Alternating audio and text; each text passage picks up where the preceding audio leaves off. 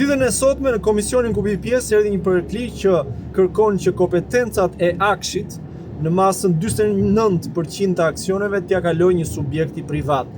Mu dha mundësia të ngret dy pyetje të rëndësishme, besoj. Çfarë nuk mund të ofrojë më një institucion publik që u dashka ndërhyrja e privatit në terma konkret?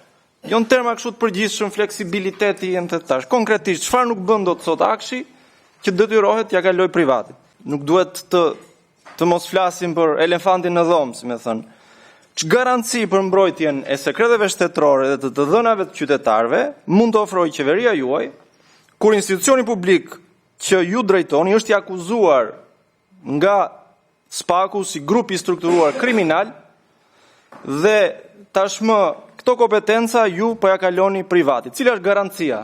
Po e nis nga termi që ju përdorët që ka një elefant në dhomë dhe që është situata aktuale që në mënyrë kategorike ky projekt ligj është një botë totalisht më vete dhe një dimension totalisht më vete me situata. Pyetjen kryesore se ç'të garanci mund të jap kjo qeveri në lidhur me faktin që po ja kalon një ente privat përgjegjësitë që duhet i kishte një institucion publik i cili është konsideruar si grup i strukturuar kriminal, nuk mora përgjigje për garancitë. Ndoshta garanci këtu duhet i jepte vetë kryeministri dhe e kuptoi barën për të kthyer përgjigje kësaj pyetje. Dhe as konkretisht se çfarë bën të domosdoshme delegimin e le të themi funksioneve tek pala private.